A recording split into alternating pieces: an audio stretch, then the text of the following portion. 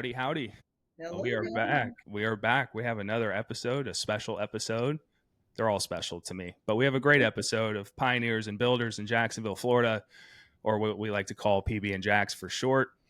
I'm here with Indy and Joanna, two very special ladies here in the Jacksonville community. We're here to learn a lot more about them, talk a little bit about business, talk a little bit about nonprofit, talk a little bit about how we can help each other, and get out on the other side of this conversation as better people. Indy and Joe, thank you so much for being here. Oh gosh, thank Thank you you. for asking us. Right, we're both super excited to be here with you and share a little bit about Red Lips to everybody here in Jacksonville. Yeah, I can't wait. I can't wait. I wish I was wearing that shirt, but We're gonna make that happen. It's totally gonna happen. Yes, absolutely. I can't wait either. I know what brought us together is Red Lips for the Ladies. And I'm very excited to talk about that and how you're empowering people and helping people. But stories are always helpful when they have context. So, Indy, I've known you for a while, in Yeah. and out, kind of sometimes, in some cases personally, in some cases professionally. And then we've been reintroduced and I've learned a lot more about you. And if you don't mind, I'd love to start a little bit with your story. Yeah. A lot of time in corporate America, a lot of time in HR and training and, propping other people up for success. And, you found yourself kind of going down a different avenue pretty recently and would love to start there. Talk to me about Indy Bollman Consulting and I'd love to. who you support. Yeah, thank you, Randall. I appreciate that. And, I'd love to put a little shameless plug in there because not only do I want to do that, it also is kind of a catalyst for how Red Lips came about. So he's absolutely right. You're right, Randall. I spent a lot of years in corporate America and I loved it, focused mainly on leadership and executive roles in businesses that were ramping up or starting over or in massive growth phase. My area in particular was human resources and corporate development. My favorite part of all of that throughout all those years was training and developing people. I just get such a kick out of watching people grow. And so that became a hallmark for my leadership style, hopefully a good one. And I had the very wonderful privilege and honor of watching a lot of people grow. And it was really something for me. And then, unfortunately, in late 23, I lost that job and I was faced with a decision. Do I go back in corporate America or do I do something on my own? And I decided to focus on the pieces of what I'd always done that I love the most. And that's what started my business, Indy Bollman Coaching and Consulting. And it speaks for itself. That's exactly what I do. And I love it. I really do. I'm enjoying the heck out of it.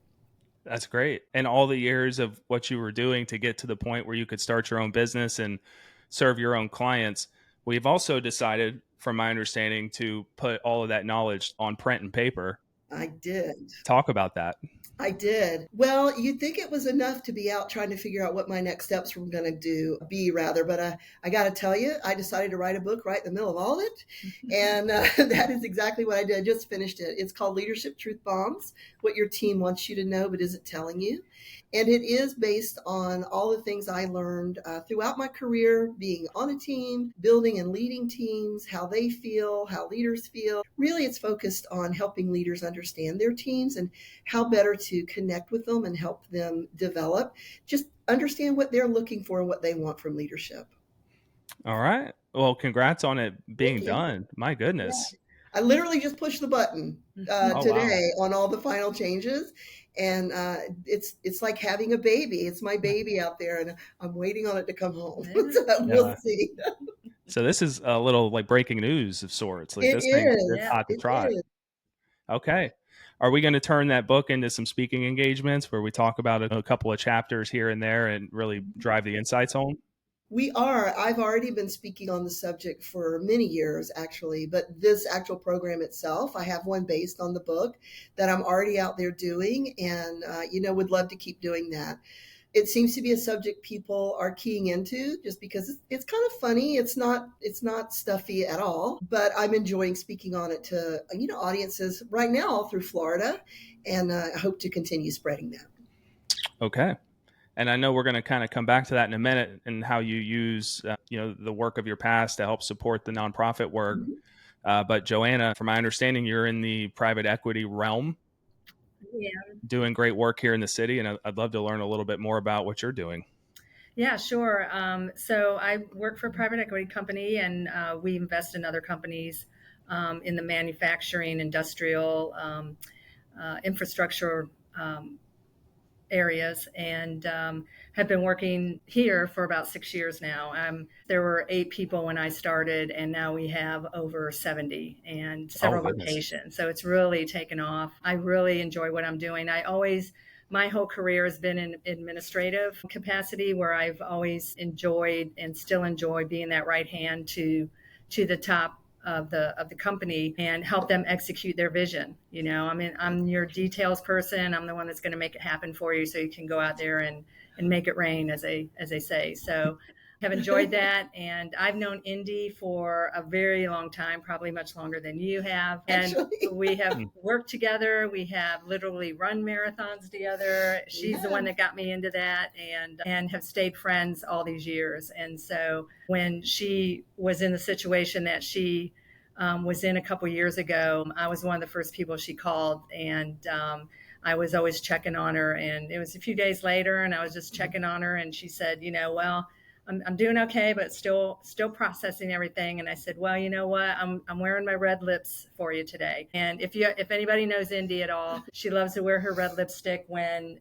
she's down or going through a tough time, because it makes you feel good, makes you feel, I got a little bit sassy and got your confidence in there. So that's how Red Lips for the Ladies was born, literally. Yeah, so completely. You never know what you say will have an impact on somebody. And so that's where we are. And we're so excited. It's really literally taken off in not even a year's time. Yeah. To go from a sentence like, I'm wearing my red lips for you, and then obviously we've birthed a nonprofit out of the deal. There's got to be steps to it. Maybe I'd like to learn a little bit from there. How did we go from, I'm here to support you, to let's open a nonprofit together? What were the steps that got us there?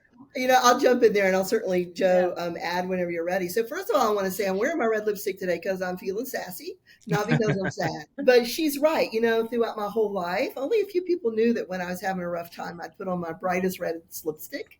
And when I told her what had happened, and just like she said, within a couple of days, she texted me and said, well, I'm wearing my red lips for you today. And something about that struck pretty deep in me, because there was something about knowing that someone who cared about me was out there pulling for me and standing for me. And I found in my transition from my role, which was a job I loved, I didn't find a lot of resources to kind of help me move forward. And so I decided, okay, I got somebody out there putting their red lipstick on for me. I'm feeling really good about that. And there's a need. And so I thought, okay, by golly, we're going to be that need. We're just going to fill that need and take it from there. And that's exactly what we did. We had a launch, which was a huge success. And we have 2 other founding members that are wonderful that help us. And we've grown. We're doing workshops now. And we just continue to grow and spread the word. And that's what we're here today to do, Randall. And again, we're very grateful. Of course. For anybody that doesn't know, their first time hearing about Red Lips for the Ladies, as you guys embark on this mission, when you guys wanted to move forward, open this up, and really start steamrolling these events, what was the original mission? What were you trying to obtain? I have the fortunate knowledge of knowing what it is, but to everybody else that's kind of curious about Red Lips for the Ladies, what cause are we serving here? Well, I'll speak a little on this, but Joanna knows about all the events, so I'm going to let her take that over.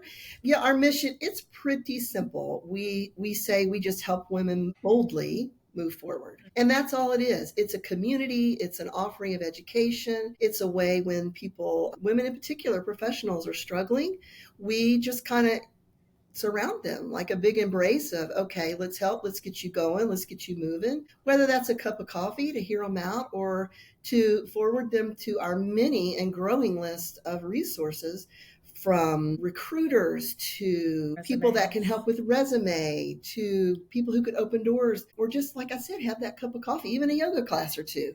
So we're forwarding people onto these resources that are all volunteers. And I think, before we talk about events, I think that's important, because that structure we have, which is all volunteer based, we are not a formal 501c3. We're based on old school giving. Like my dad taught me, somebody has a need, you take care of it as best you can. And so That's how we started. And it's all volunteer based. So if someone has a resource they can offer, they volunteer and do it. If someone wants to help somebody move forward or connect somebody, it's just volunteer and do it. Or they want to teach a class or they want to share their knowledge. It's all volunteer based. And while that presents its own challenges, I mean, we don't do fundraising or anything like that. It has struck a nerve pretty deep with a lot of people because it's 100% about giving what you have to others. And that's it. It's that simple. Yeah. Yeah. And I would add, I mean, I went through something similar myself too. And Indy and I both found that the more that we were talking to other ladies about this and our situations, they were like, oh my gosh, I went through the same thing. Mm-hmm. I went through something very similar. But then, you know, women process their positions and changes like that with their jobs very differently than men. We've researched it. There's research out there. And that's what even further, you know, solidified us to say, you know, we've got to do something. There's something here. And just being there available to other women to help them. Hey, you know, it's easy to get stuck in the, oh, poor me. What am I going to do next? All that. But like she said, we're going to push you boldly forward. It's okay to have your little downtime, but then it's time to move on, you know, and find your next great adventure, because that's what it is. I mean, things happen for a reason. We don't always know why at the time, even though we want to as much as possible, but it might be later down the road, 2-3 years, even say, you know why that happened. Now I get it because it led me to this, 100%. You know? So it's all those little things that build up to the main cause, which is, you know, we're women helping women, you know, and that's all there is. Yeah. You guys, I'm in the business of educating people where I can. And you said something just now about women processing, you know, job removal differently than men. And previously you shared some data with me about what that really is. I think there was more emotional attachment to the job for women than men, but can you help unpack that just a little bit, what that means? Sure. Well, when I was going through it, it was pretty heartbreaking for me, and I couldn't figure out why is this, you know, such a knock on me. And so, you know, as me being who I am, I thought, well, I'm going to go research that and see if there's any science out there. And sure enough, there is. And according to the data that's out there, women attach their sense of self-worth and esteem to a role, their job or role, or however you want to refer to that, their career, a little bit differently than men. And I was surprised by that. I had no idea, but I needed to understand what I was going through. And I think when Joanna and I got this started and we started talking to women, they instantly knew what we were talking about.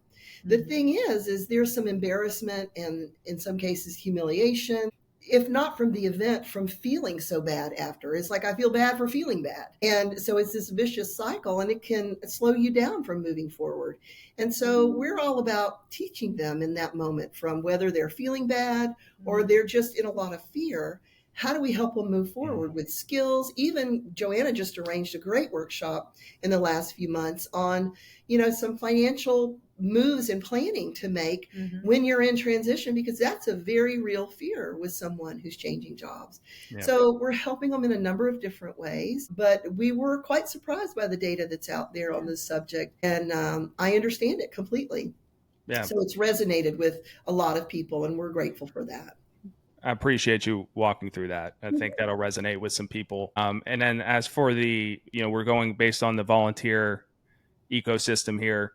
I would say, if I understand this correctly, Red Lips for the Ladies is kind of a let's do right by our neighbor organization. 100%. Yeah, 100%. Exactly.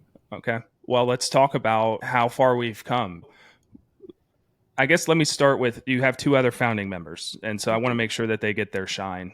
Thank you. So we have Indy, we have Joanna, and then we have these other two. So who are they? When we started this whole thing, when Indy told me, she goes, okay, there's something here, Joanna. How are we going to do this and move forward? So she knows lots of people. And so she reached out to a couple of her other good friends, and we all met for coffee, and she was telling them about what happened and everything. And they gladly said, okay, I want to help. I want to join. So that is Rose and Lauren, our other two founding members. And the way that we're all kind of structured, the four of us, Indy's, of course, the visionary and the strategy person. Lauren and Rose both have human resource backgrounds. So they are what we call our intake team. So when we do have somebody that has come to us, Lauren takes that first call, talks to them, finds out what the situation is, kind of understands and gets an idea of, okay, where do we need to guide this person or hand them off next to get some help.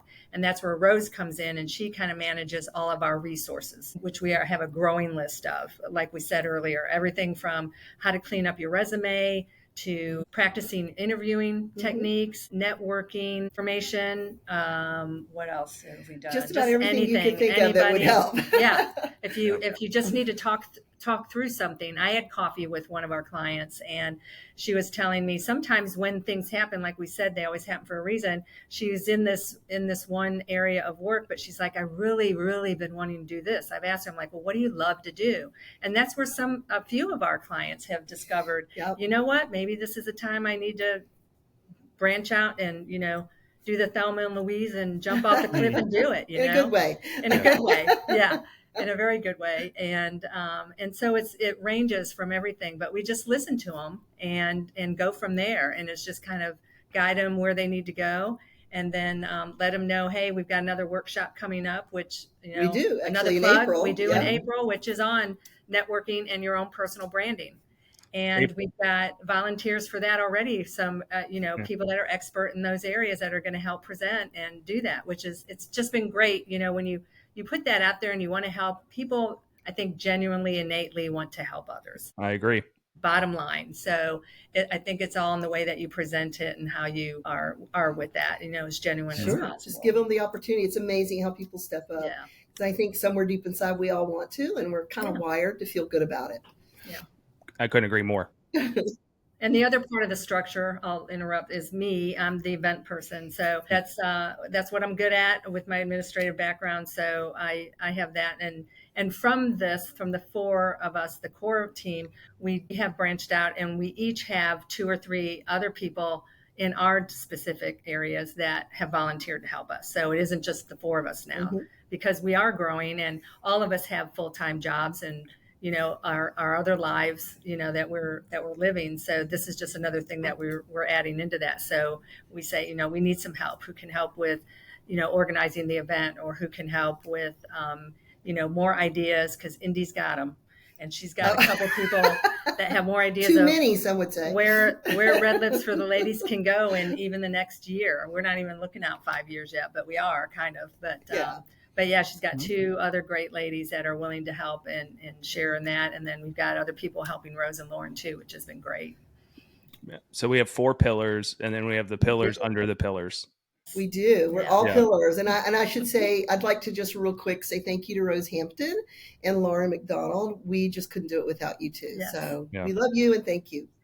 Yeah. And I'm going to say thank you to Becky Simon for making this happen too. Yeah, right? I can't leave this episode without saying her name. She's been absolutely wonderful and supporting you guys, and then also supporting PB and Jack. She's just awesome. She's the heartbeat of everything. So thank you, Becky, for putting us in touch. The event in April is April what? April 20th. Okay. I just want to make sure I get that in the show notes. And then I'll get to that event. I want to start with the first event, because the first event, you were expecting a certain number, and it ended up being a different number. So we made this marquee. We made this marketing ploy. Hey, Red Lips for the Ladies, event number 1. Let's get together. We don't know what to expect. We're just going to kind of get in the room and share stories and network. And we were expecting X amount of people, and we got a different amount of people. So that's right. Let's walk through we have a few, or maybe 10. We'll be happy. We were just praying. I was praying for 10. I thought I won't be embarrassed if only 10 people show up. It was literally from the heart. Lauren's at home chopping up fruit and hors d'oeuvres to serve, and Joanna's picking stuff up and decorating, and Rose is picking up the wine. I mean, it really was a homegrown grassroots kind of event, and we were just hoping that 10 people would show up. No idea. And we ended up with well over 50. And the room, I should say rooms, plural, was full. There was so much energy in that room and so much interest in what we were doing. So that's going to be, by request, a big annual event. Annual event coming up in August 15th. And we expect to see a lot more people this time around, but we were extremely surprised and happy about the first time around and what resulted. when the event happened, when you were planning the event, let's say 10 people had shown up. Yeah. What was the plan for the event? What were you guys aiming to achieve that night? Well, spread the word. Get those 10 very excited to go tell 10 other people each and help us grow, our list of contacts and our network. And I think I really overall wanted to touch the hearts of anybody who did come through that door and say, from what Joanna and I have heard, this is real. It's a need. And all we want you to do is help us. We're not asking you to write checks. We're asking you to kind of write a check of just stepping up and saying, I'll help. And that was it. And we definitely accomplished that times 5. Right. So we were very pleased with that, more than 5. We even by the end of that event, we had, I don't know, what was it, 3 or 4, maybe even 5 ladies got up through our encouragement and told their stories. Yeah. Because it was exactly another situation that said, yep, I just went through this, or I'm going through this right now. And oh my gosh, what a great place to be. And I think there was one, Stephanie, who's going to be one of your she's on the advisory board now, Stephanie Dukes. She even said when she was at the event, she goes, I found my people. This is the group I want to work with, these ladies. It's like that. That's how it happens. And it's just, it gives you goosebumps, really. Yeah. And I should say the advisory board right now is Stephanie Dukes, as we just mentioned, a very fabulous longtime friend of mine as well, Dr. Gloria Davis. She has stepped in, and we're looking to expand that. But right now we have our 4 pillars and an advisory board, and 2025 is looking pretty darn good. Yeah, y'all are putting it together. I mean, it looks really good. It sounds really good. Out of curiosity, Indy, you had just gone through this big life change because of the job market. And Joanna, you had gone through it previously. You understood what that felt like. And you guys worked decently hard to put this first event together. The expectations were a certain thing. Obviously, the expectations were the roof was blown off of those. Yeah. So when you're standing there and you're greeting people and they're walking in and you're like, oh my God, there's more than I expected. Like, oh my God, they keep coming. How did it make the two of you feel? I think I was nervous, blown away, touched. I hope we give them what they're expecting, even though they might not have known what they were expecting. They didn't. And, do we have enough chopped fruit? I mean, I was thinking of all those things. Uh-oh. We had little lipstick samples, different red lipsticks. And we did have it all planned out. And we do have a video recap of it if she hasn't shared it with you.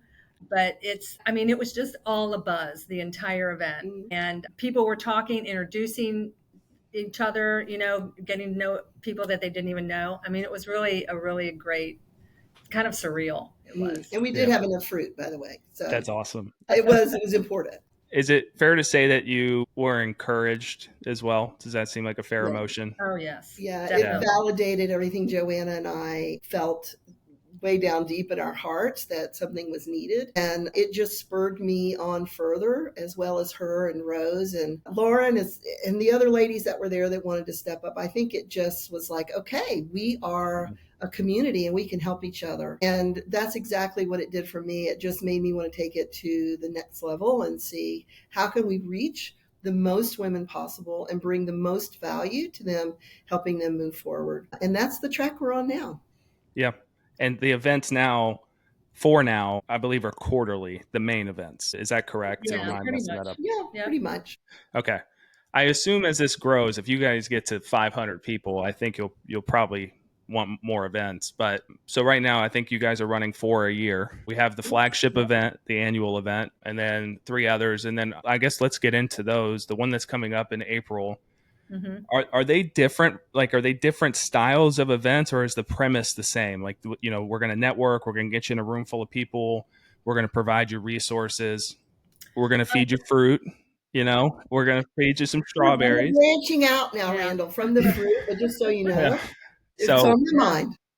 No, they're all different topics, but the structure is the same. We invite people to come in, and we've had a good 20 plus people attend each of these workshops. We had one in last November, and then we just had one in January on the finance, and then the one coming up in April.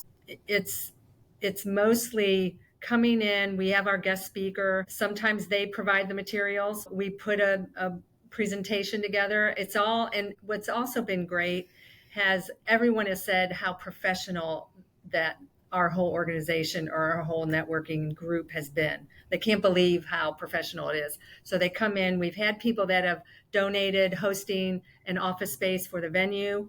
That's another thing, because again, we're not out there. We're not the 501(c)(3). We're not asking for the money. We're not fundraising. And we've been fortunate enough to have people that have offered their spaces for the venue, and then even more just bringing in a little bit of refreshment. I mean, it's nothing fancy, but something to drink, coffee. It's very well done. Yeah. It's very well done. And that really, the kudos for that goes to Joanna and her group putting that together. And they step up and get the job done. And the information that is shared is of big value. It's just huge value to the people that attend. And there's no charge for that for our ladies that want to be there. No charge. We do have one other thing coming up tomorrow. Do you want to mention that? So something new we're starting. All these ideas everybody brings up. So tomorrow morning, we're having our first lattes and lipstick coffee meet. So just have a little network at a coffee house at Happy Brew, which is down there.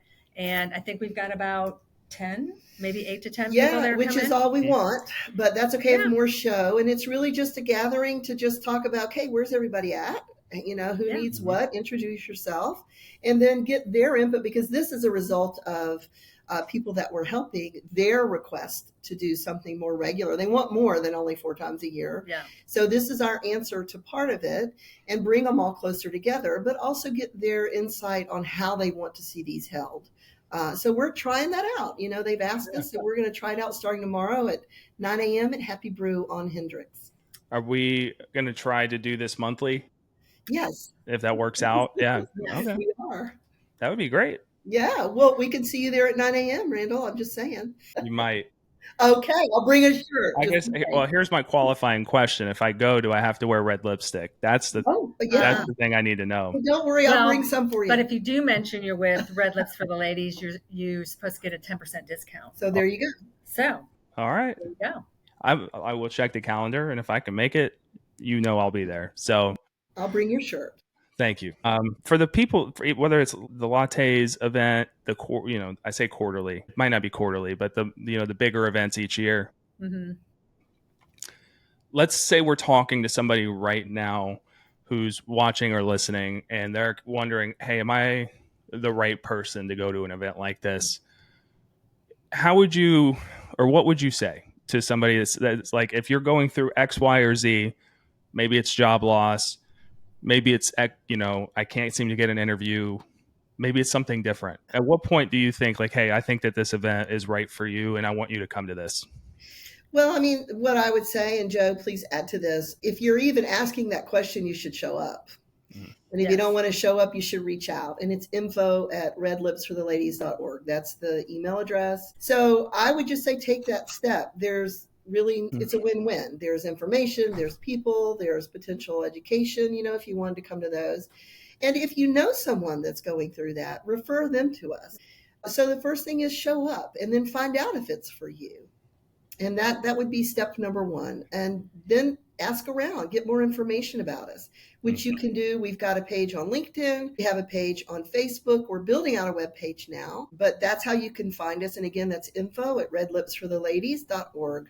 And you can find us there. We'll get back to you. Okay. This is a very generic question, but you are the 2 people I want to ask this to, and I want anybody that's listening to hear what you have to say.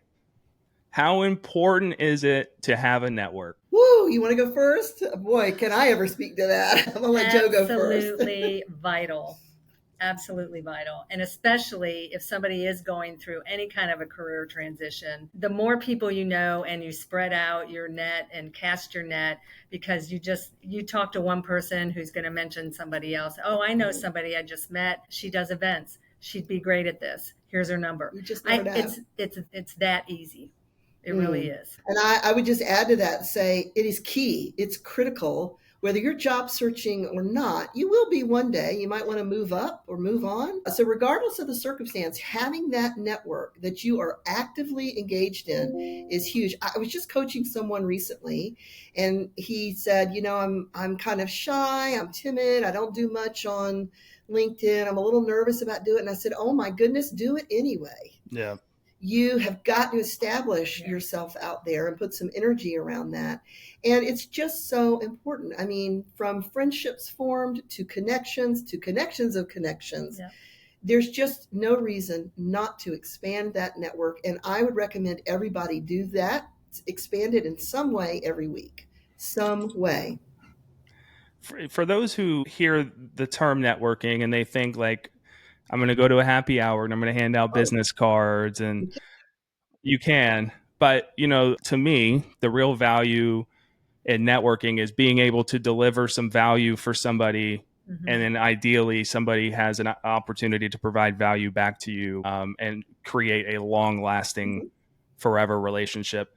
If somebody doesn't understand what it takes to network properly, and it's not the happy hour business card transactional approach, what kind of advice would you give to somebody who's trying to figure that part out for the first time? And what would be your advice on a first step? Well, number one, come to the April 20th. Yeah. Just took those words out of my mouth. Take it away, because she knows. I say April 20th. It's a Saturday morning. Come to the workshop, and we'll be putting that out on the LinkedIn and Facebook pages very soon, probably in the next couple of weeks, and they'll be able to register that way. But absolutely, start there. Okay, we can start there. And networking and personal branding. Yeah, both important. Personal branding, and then we've already talked about we'll help with resumes, we help with interview prep. Yep. Yeah, connecting people, we do that quite a bit. Open doors. Yep. And then just talking and building that community together. Yeah, and I'm sure advice on LinkedIn profiles too. I mean, there's definitely a proper way to do that. Yeah.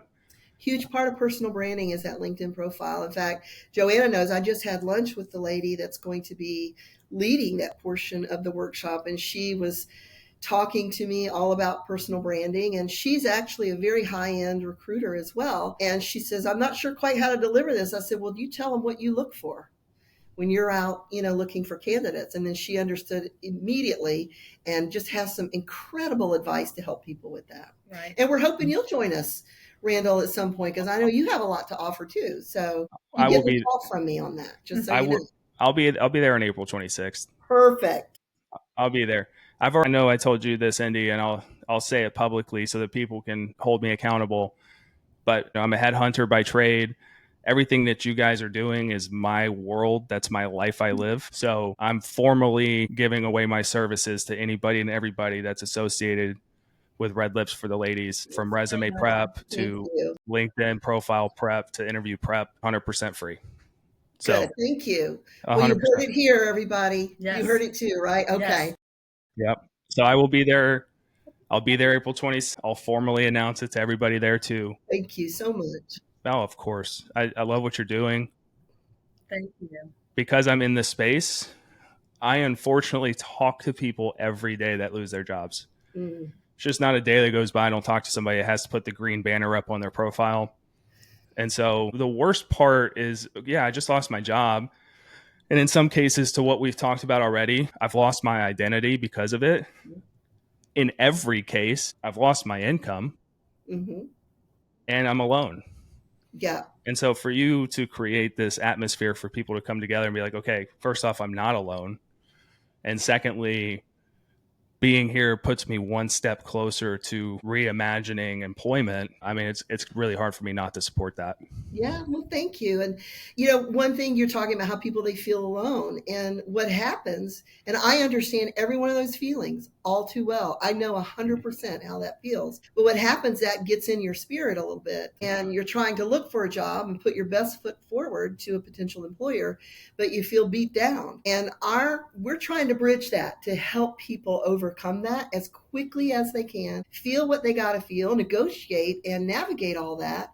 But then how can we help? And that's why we say boldly, because we really want people to, kind of get that mojo for job searching back and step forward. And everybody does that at their own pace. But we do know rather that walking into an interview with the right spirit and the right energy is key. Right. And so helping people move from that sense of feeling downtrodden to, okay, I got this. I'm bringing value to this potential employer, and I want to be part of this team. And it does happen. I'm here to tell you it does happen, and we want to help. Yeah, we use the term boldly, I think tenacity, right? Just do it with some pizzazz, if you will. Yeah, we say sachet. We say we want them to sachet right on into their next role. So there you go. Future state of this whole thing. We understand that what we're doing is great work and we want it to grow. We're not a 501c3 currently, so we're not receiving fundraising. And so far that's really working, right? People are donating space and time. But future state, what are our thoughts? Where can we see this thing going? You want to answer? Or you want me to? We talk about this a lot. We do. I don't know at what iteration we're at. So I'll tell you just the average of all the iterations. You know, we experienced growth way faster than we thought we would. And while that is, man, it just fills me up to do more and better things for people, it does beg the question, how do we do this in the best way? So we don't have any plans right now to do that formal structure, but if we get big enough, that may be something for a variety of reasons we have to look at, but that's not the intention. Right now, it's just to help people and continue growing our network. In fact, I was just at a speaking engagement last week over in Gainesville, and I've started introducing Red Lips to the ladies, to the audience. And I had 4 different people come up out of the audience afterwards, give me their card and say, we want to help. I'll be a resource. And these are men and women that are coming up saying, I'll do it. I'll help you. And so now we have 4 resources available to us in Gainesville. So how do we coordinate that? A lot virtually, but what does that look like down the line? So it could signal a change in our structure. Right now, like I said, we don't have that plan, but however we can best serve people, that's the decision. And we do watch that carefully, but that's the decision we'll make. I'll be interested to see how you guys manage or take on kids who graduate from college into a poor job market. Like I just think the number of the volume of kids. Yeah, I say kids so loosely. They're 22. They're grown adults, but young adults. Adults, yes. They're adults, but young adults. I could see this being a, with the rise and I'm just talking on statistics here. I'm not talking personal opinion, but the rise of mental health and loneliness epidemics and people needing support and community, and they're graduating from college and entering a different time period of their life and not knowing what comes next. And none of this is coming easy right now. Not to I suspect that will be a huge when one college kid uncovers this. I think you're going to have a barrage on your hands. Well, we haven't talked about that. So Randall, we might need to swing by and pick you up and drive over to Gainesville and do a little presentation in Gator Country. I'd be down for that. Go to Tallahassee first. I mean, yeah. Well, and to your point, Randall, what you were just talking about, it's also really important, not only with the networking, but that personal, I think, person-to-person connection with people. Because, in this age, and like you were saying, the young kids that are graduating, everything is so technologically oriented now. And we're all seeing it. It's all, you're losing some of those soft skills that they just don't know. And they don't know what they don't know. And it's how to find the way to positively and gently let them know you need these kind of skill sets too, in addition to having all the AI help and having all the technology there. But you need both. Still a lot of humans like out there. You have to have a balance of each group. Yeah, still a lot of humans out there. Humans make up most teams, and humans are still customers to companies. Humans have to run the machines. Yep. So we do need those soft mostly skills, people skills. Yeah, I would argue in 2025, people skills are more valued now and more needed now than they've ever been. And they're not getting them, No. And so they all want to grow and expand their own career and move into leadership roles. But that is key, people skills, having that emotional intelligence, all that kind of works together. And if we're all so separated and disconnected, you're not getting that opportunity either through collaboration or just interaction with others. So it's really more critical than ever. Randall, you got me a little pumped up now thinking about the college kids. So I'm just saying, there's a road trip in our very near future. Another idea. Yeah. If you come to swoop me up to take me to a college campus, we're going to Tallahassee first. I don't know. We got to go to Gainesville first, I think. We're going to Tally first, and then we'll pit stop in Gainesville. Okay. So I'll talk first. I'll provide value, and then I'll talk a little smack, and then we'll head back to Jacksonville. I imagine that entire car ride I'll be talking. Well, obviously, I've got you once we get off this call, you've got some new stuff to think about. Yeah. I didn't mean to put a bunch on your plate, but I could see a future state where you're really providing value to young people. Yeah.